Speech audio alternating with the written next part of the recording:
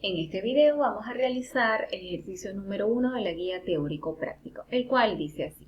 Una esfera es lanzada horizontalmente desde el borde de la mesa con una velocidad de 24.4 metros sobre segundo, llegando al suelo 2.5 segundos después. Procedamos antes de ver lo que nos están preguntando respecto a este enunciado, qué es lo que está ocurriendo. Yo tengo una mesa con una esfera en su extremo. A esta esfera yo le voy a impartir una velocidad inicial netamente en el eje X, es decir, una velocidad inicial que va a ser igual a la velocidad inicial en X y por lo tanto a la velocidad en X. Justo en el momento del lanzamiento, la velocidad inicial en Y es 0. ¿Por qué 0? Porque cuando se lanza el objeto se está lanzando netamente horizontal. Es decir, yo lanzo el objeto y el objeto va a ir en esta dirección. Pero como estamos en la superficie terrestre, sabemos que existe la gravedad y la gravedad va a tender a atraer a todo cuerpo hacia su centro. Cuando nosotros tenemos un movimiento de lanzamiento horizontal, se va a presentar un movimiento similar al que teníamos en caída libre. ¿Okay? Cuando este cuerpo se lanza, ustedes le imprimen una velocidad al momento del inicio del movimiento y es una velocidad netamente horizontal. Sin embargo, cuando le imprimimos esa velocidad, luego el objeto va a tener un efecto de caída libre, porque no le vamos a someter a ningún movimiento adicional de forma directa, sino que de manera indirecta la aceleración de la gravedad va a actuar sobre este movimiento. Y por eso el cuerpo, una vez que empieza a movilizarse gracias a esta velocidad inicial horizontal que le impartimos, comienza un movimiento con una trayectoria parabólica. ¿Okay? Por eso la esfera va a desarrollar este tipo de movimiento. ¿Okay? Así, en esta dirección. Tenemos la esfera que pasa por estos diferentes puntos hasta que llega al suelo. Analicemos qué ocurre en cada eje. Analicemos primeramente en el eje X. Cuando nosotros tengamos un lanzamiento horizontal, sabemos que se va a trabajar entonces como si fuese un movimiento de caída libre. Y vamos a utilizar las fórmulas de caída libre, pero en el eje Y. ¿Okay? En el eje X nosotros tenemos un movimiento rectilíneo uniforme, una velocidad constante. ¿Por qué? Porque esta velocidad en X, que es la velocidad inicial, se va a mantener constante en cualquier momento del movimiento. Es decir, si yo les digo a ustedes cuál es la velocidad en X al cabo de un segundo de ser lanzado, la misma velocidad inicial. Al igual que cuando llega al suelo, ¿qué velocidad en X va a tener? La velocidad inicial. Porque yo en el eje X tengo un movimiento rectilíneo uniforme en todo momento, es decir, para un tiempo mayor o igual a 0 segundos, B sub X va a ser siempre igual a la velocidad inicial. ¿Por qué? Porque en el eje X se mantiene un movimiento rectilíneo uniforme. ¿Por qué un movimiento rectilíneo uniforme? Porque en el eje X no hay ninguna fuerza, ningún efecto que afecte al móvil, que en este caso es la esfera. Por eso se mantiene esa velocidad que, repito, es igual a la velocidad inicial, porque mi velocidad inicial es netamente horizontal. Veamos ahora qué ocurre en el eje Y. En el eje Y se está desarrollando un movimiento uniformemente acelerado, por lo que ya les había comentado anteriormente. Vamos a trabajar el ejercicio como si fuese caída libre. Entonces, para un tiempo mayor a 0 segundos, ya el cuerpo comienza a comportarse con un movimiento de caída libre, donde la fuerza, o mejor dicho, la aceleración de la gravedad va a afectar a este movimiento. Aquí vamos a tener una velocidad inicial en Y igual a 0. ¿Por qué en Y la velocidad inicial es igual a 0? Porque mi movimiento inicial, mi velocidad inicial es netamente horizontal, es en X, justo en el tiempo 0. Entonces, en el tiempo 0, V sub 0Y es igual a 0 metros sobre segundo. Aquí se los coloco. Velocidad inicial es solo en X.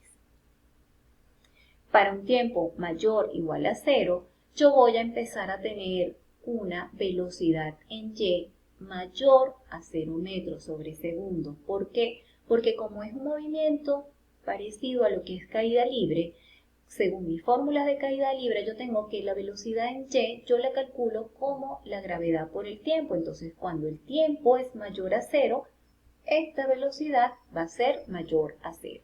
Procedamos entonces a desarrollar ahora las preguntas de este ejercicio. La primera pregunta es, ¿cuánto ha descendido en ese tiempo? Es decir, en el tiempo de 2.5 segundos, que es el tiempo de vuelo, porque es el tiempo desde que se lanza hasta que llega al suelo, yo quiero saber qué altura recorre. Según caída libre, yo tengo que la Y yo la puedo calcular como gravedad por tiempo al cuadrado sobre 2.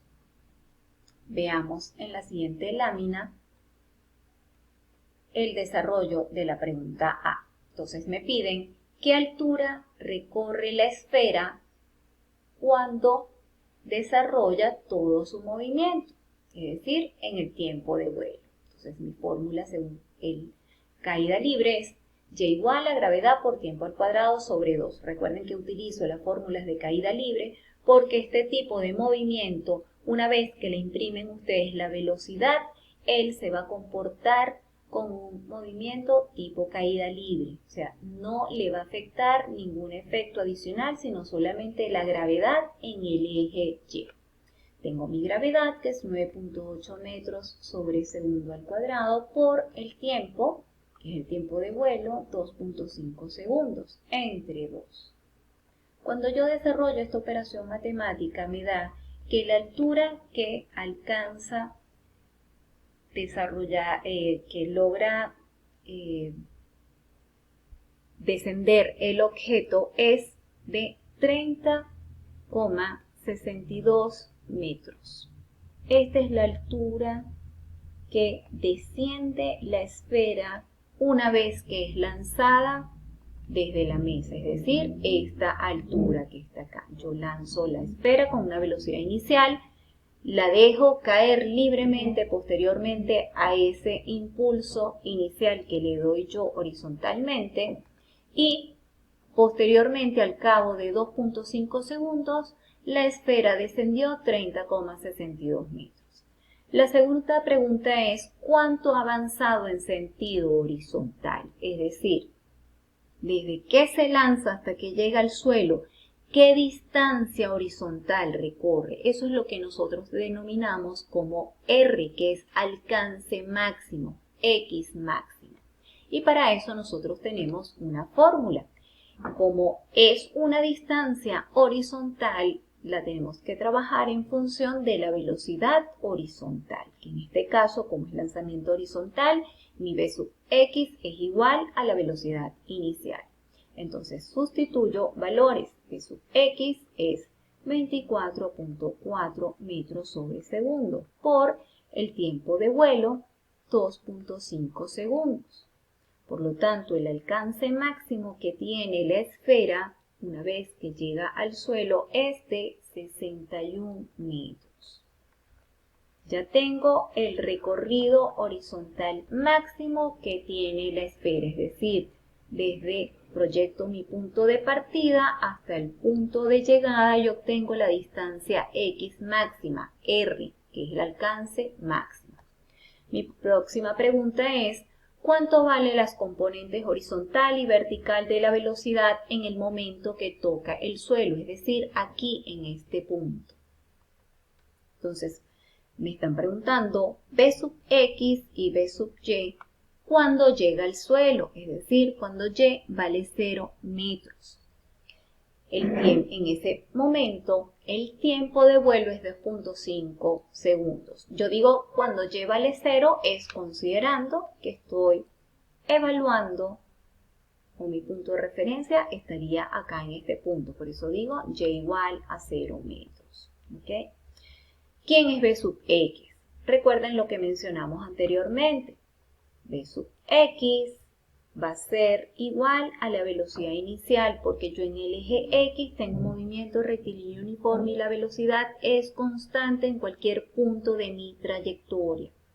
Entonces aquí P sub X va a ser igual a la velocidad inicial que es igual a 24.4 metros sobre segundo. Entonces ya tengo la primera respuesta de esta pregunta. Ahora tengo que calcular B sub Y.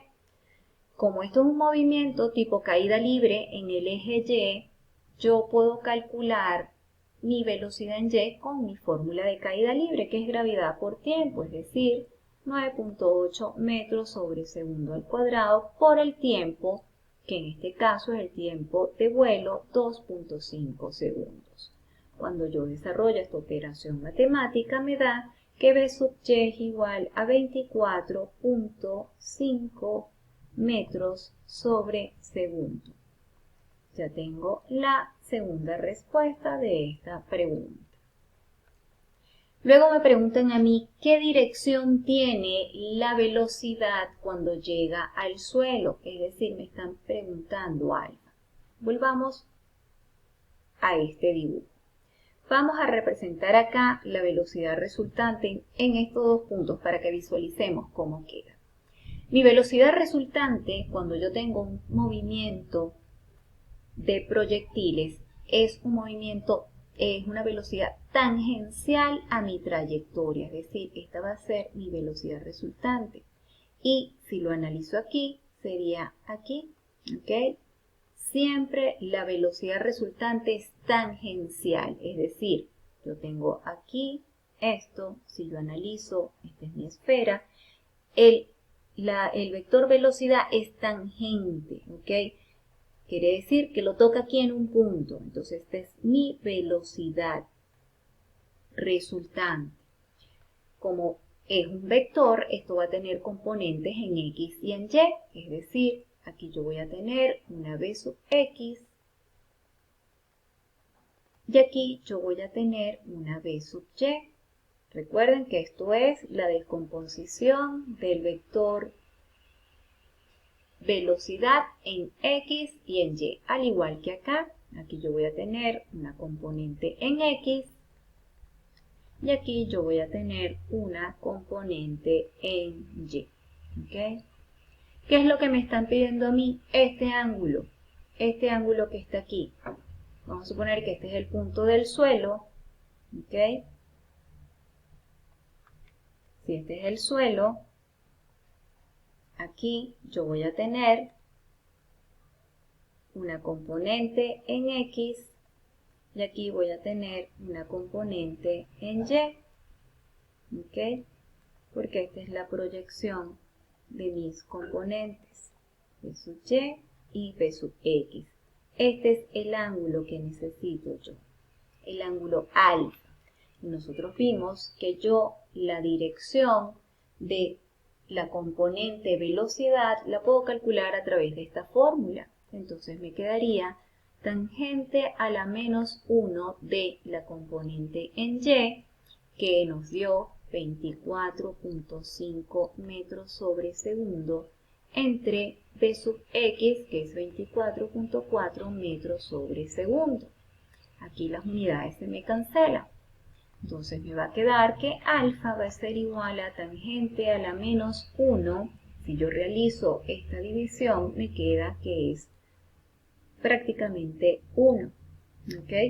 Me da 24.5 entre 24.4.